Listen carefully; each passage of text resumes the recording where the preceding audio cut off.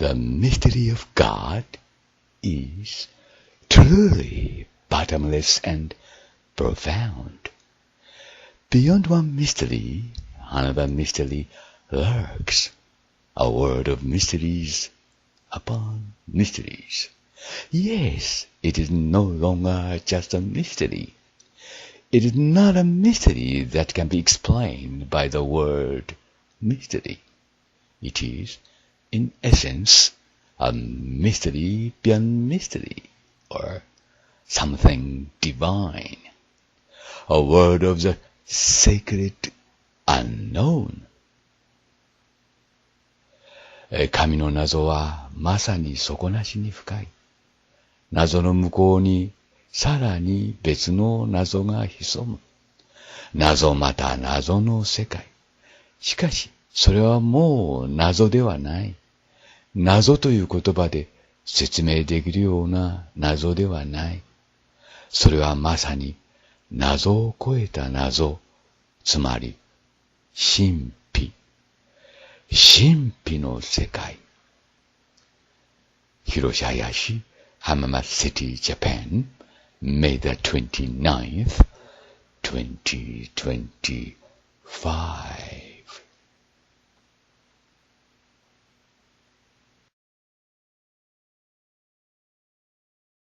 モールス信号という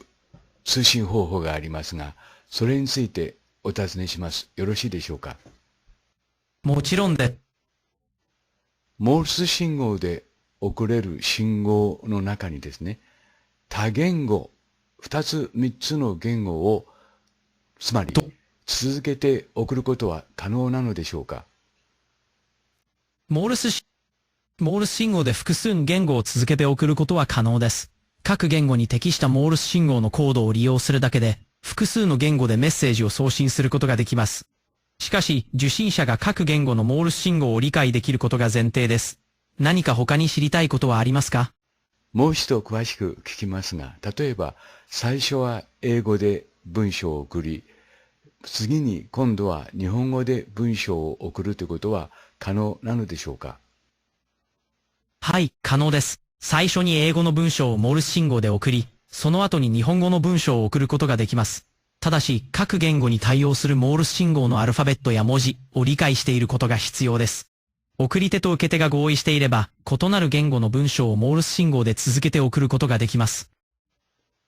続けて送るのではなくてですね、一つのモールス信号、最初から最後まで一つのモールス信号の中に、英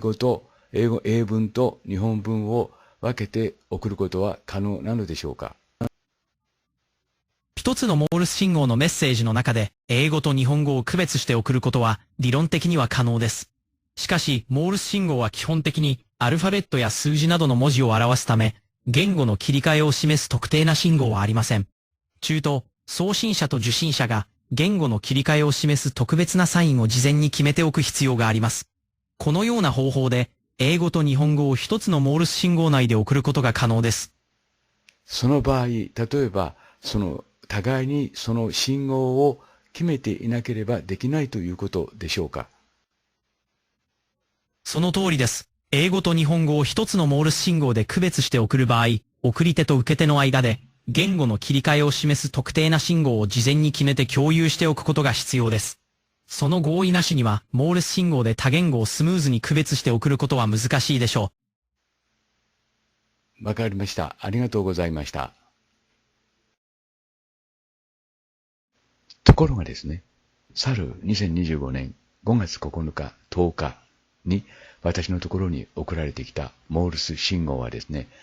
いろいろな言語で書かれていました。ヘブライ語、アラビア語、英語などなど。その中で今日はですね、アラビア語に焦点を当てて、そのモールス信号の謎に迫ってみたいと思います。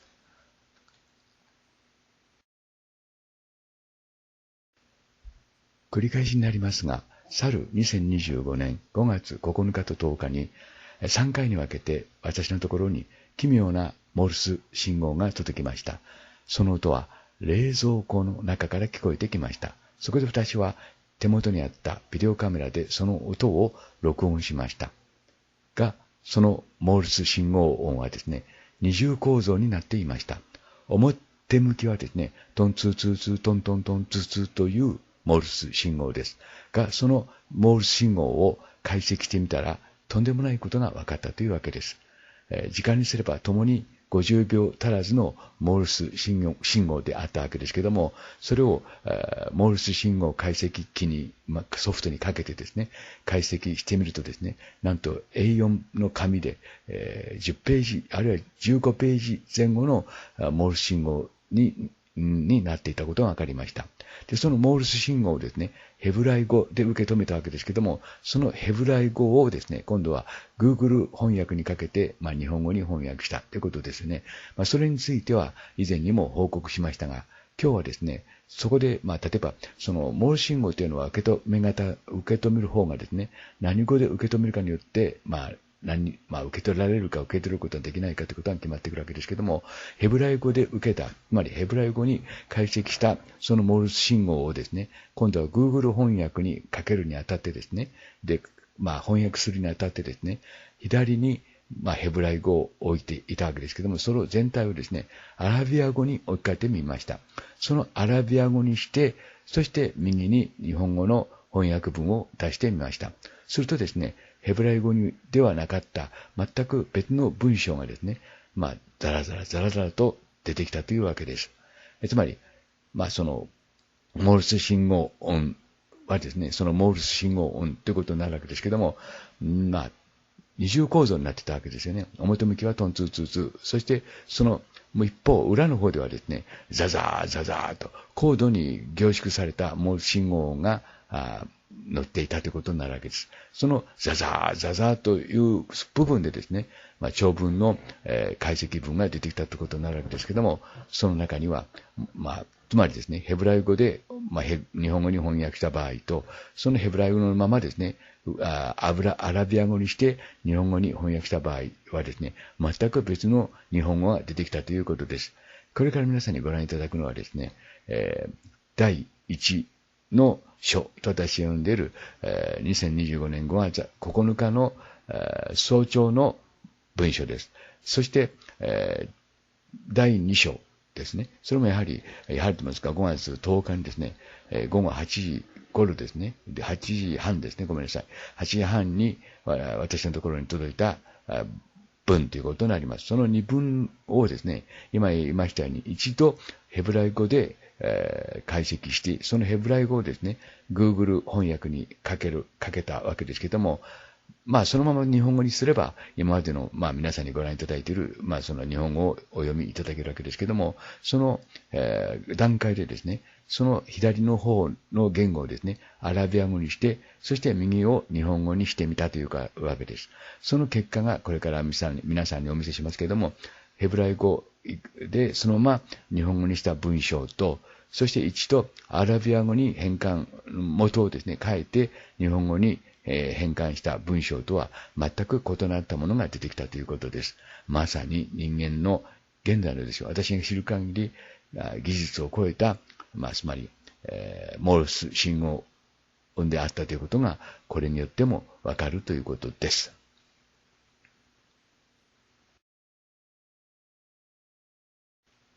ここが今日の重要なポイントですから、もう一度画面を見ながら説明します。これがですね、モールス信号音声解析デコーダーですね。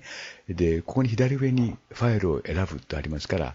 ファイルを選びます。で、第1回目の2025年の5月9日、早朝のモールスコードのファイルをですね、ここで開きます。で、ヘブライ語で、ヘブライ語で右の上ですね、選びましたので、左下にヘブライ語がザーと出てくるわけです。このヘブライ語をですね、一度コピーします。で、このコピーした、随分長く出てくるわけですね。A4 の紙でこの場合も10枚、12、3枚の分量があります。それをですね、Google 翻訳で今度は日本語に翻訳しています。スローにしてありますから少し、動きが、呪いですけども、実際にはもっと早く処理するわけですね。で、今この左下のですね、ヘブライ語に解析されたその文章をですね、ここで一度コピーして、そして Google 翻訳にかけています。で、左にですね、ヘブライ語です。で、右に日本語です。こうして今までは作業してたわけですけども、ここでですね、今のそのヘブライ語をですね、一度アラビア語にします。左でアラビア語を選びます。そして日本語に翻訳するわけです。で、というのは最初のそのヘブライ語の中にですね、ところどころにアラビア語が残ったもんですから、そのアラビア語の意味を知りたくてですね、当初はそのようにしてみたわけです。で、アラビア語にして右の方に日本語を出してみたわけですけども、いわゆる予想していたよりもはるかに量の多い量のですね、日本語がこうして出てきたということになります。つまりですね、わかりやすく言うとですね、最初に冷蔵庫の中から出てきたモールス信号音はですね、確かにモールス信号だったわけです。先ほど見ました二重構造になってましたからね、トンツーツーツートントントン、そして背景にザザーザザーという、いわゆるノイズのような音が聞こえていたわけです。しかしそのノイズのように聞こえていた音の方に、つまりはモールス信号が凝縮されていたというわけです。それについてはもう以前証明しましたので、今日はその先へ行くわけですけれども、ともかくもですね、こうしてですね、その一つのモールス信号音の中にですね、多言語、もっとたくさんあります。ざっと見ただけでも5カ国語以上の言語が隠されていましたということになるわけですけれども、一つのモールス信号の中にですね、このように多言語の、多言語に解析される、言語がですね、文字って言ったらいいのか、文がですね、このように、表現されていたということになります。で、それは先ほど言いましたように、コーパイロットさんが、AI のね、が説明しているようにですね、互いに、それを受け止める側、あるいは発信する側がですね、話し合っていなければできないことだっていうふうにおっしゃってましたけども、モールス信号というのはあくまでもですね、日本ですからね、トンツー、トンツー、トントンツー、トントンツーツー、この2音だけで、信号を送ってくるわけですから、その受け止める側がですね、それをしっかりと認識してないと、これからはモールスはヘブライ語だよ、これからはアラビア語だよ、これからは英語だよ、これからは日本語だよということをですね、しっかり認識してないと、本来ならば、このような形でですね、解析できないということになるわけですけども、解析してみると、そのような結果が出てきたということになります。続いてですね、第1の章、それから第2の章をですね、そのアラビア語一度も、いわゆるヘブライ語のままなんですけども、それを一度アラビア語と見立ててですね、日本語に翻訳した文章をですね、皆さんにご覧いただきます。内容的にはですね、あまり意味のない文章が続きますけども、重要なポイントはですね、アラビア語でして、アラビア語と取ってですね、それを日本語にしてみたら、全く別の日本語が現れたということです。その部分に注意して、どうか続く、その翻訳文、日本文をですね、ご覧になってください。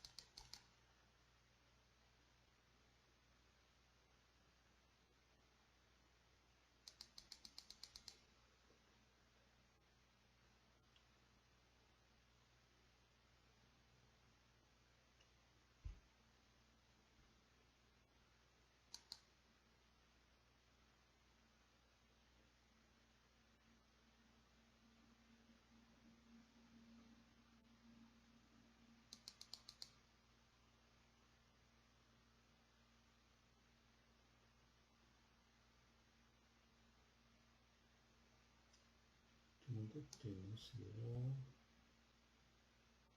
戻りましたね。